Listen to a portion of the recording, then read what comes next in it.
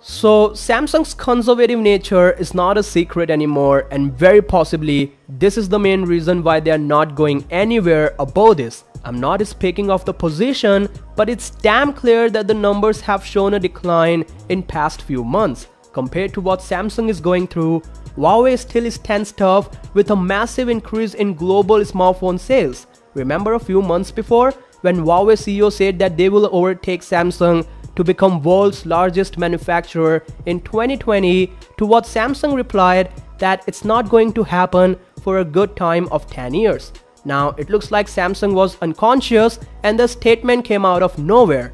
Look, numbers don't lie, and we'll judge the companies on the basis of that. Right now, I'm here to talk about the Galaxy Note 10 and the Mate 30 Pro.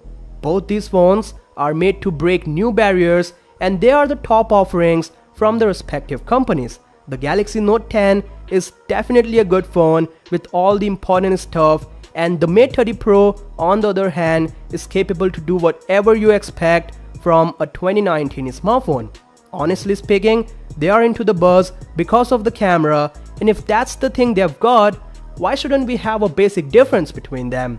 First things first, a camera is about the sensors, and these small components have to deal with the quality, size, and also the pixel layout. The Huawei Mate 30 Pro has a quad camera setup that accommodates dual 40 megapixel sensor, an 8 megapixel sensor, and a TOF sensor. The Samsung Galaxy Note 10 Plus has also got the quad camera arrangement that includes a 12 megapixel sensor with 3 different adjustment aperture sizes. There's also a 16 megapixel wide angle lens, a 12 megapixel additional lens for 2 times optical zoom, and a TOF sensor. The configuration sounds good, and the Mate 30 Pro that has this madness going over there sports a wide angle lens and 50 times zoom capability.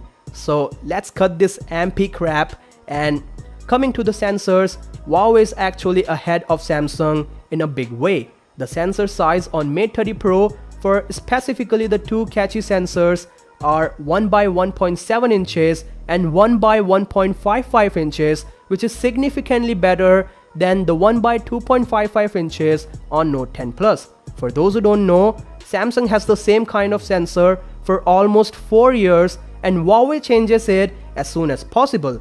You know how this thing works?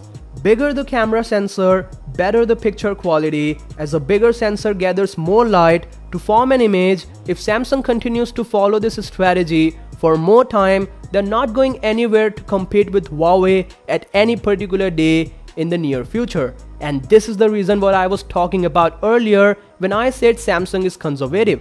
They have to form a new, less conservative strategy to hold the first spot and increase sales. That said, for daily updates like this, you know what to do. Peace out.